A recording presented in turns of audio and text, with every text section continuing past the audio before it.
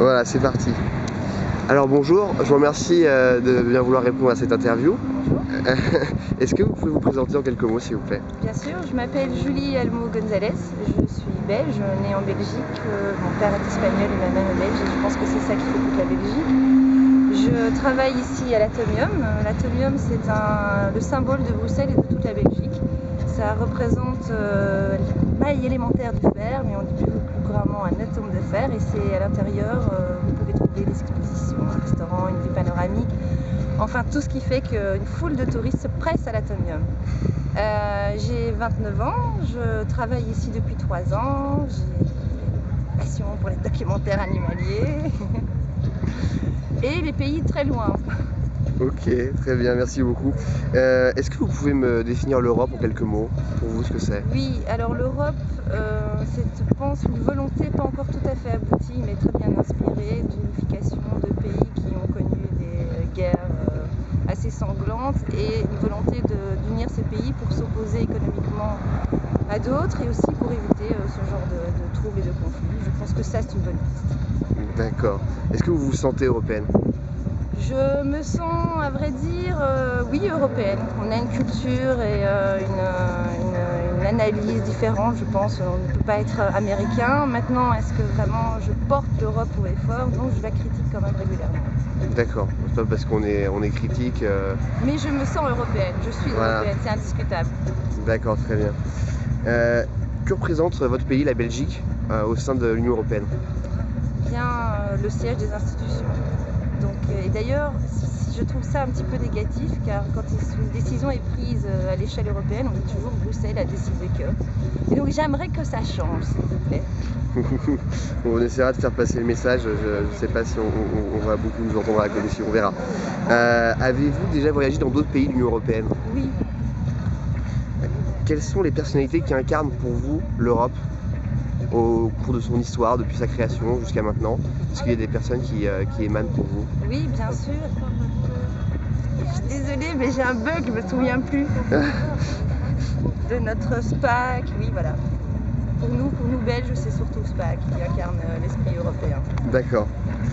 Alors, aujourd'hui, pensez-vous que l'Europe soit assez présente dans la politique interne des États? Non. Non, vous pensez qu'elle devrait être plus présente? Je pense que oui. Ouais, au sein de la Belgique par exemple, surtout en ce moment? Entre autres, mais pas seulement. Je pense que d'autres pays ont besoin d'une Europe plus forte. En fait, je trouve que ça n'est pas assez. À partir du moment où on décide de faire une construction européenne, on y va à tous les niveaux. Et pas d'abord économique et social qui dépend de l'économique. D'accord. Je pense que Une ça Europe manque globale. On soit harmonisé au niveau. Voilà, je pense que c'est pas assez complet. On prend seulement certains secteurs qu'on dit européens, et puis après on est quand même, par exemple, je suis en Belgique, dans des troubles très nationaux. D'accord. Alors, pensez-vous qu'il faille ouvrir l'Union européenne à d'autres pays?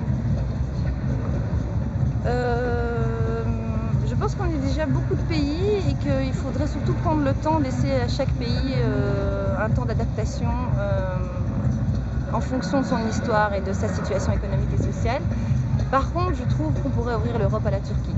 D'accord, d'accord. Donc il faudrait favoriser une meilleure intégration des pays qui sont déjà là. Oui. Et en même temps, on peut continuer l'élargissement. Tout à fait.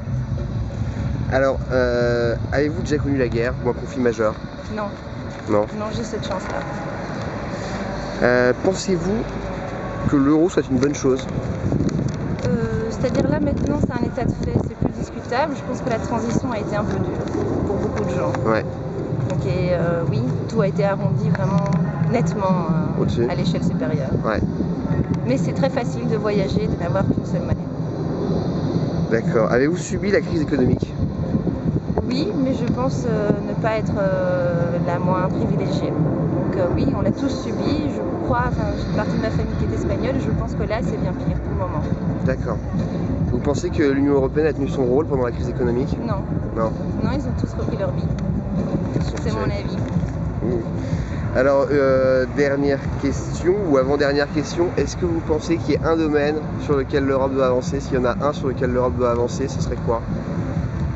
Sur une législation sociale, plus sociale qu'économique, et une meilleure harmonisation des politiques d'ouverture de frontières, c'est-à-dire tout est ouvert en Europe, mais pour ce qui est du boulot, c'est pas la même chose. Certains pays ont besoin de permis, d'autres pas. Je trouve que c'est pas juste. D'accord. Et dernière question cette fois, est-ce que vous pouvez me redonner l'hymne européen?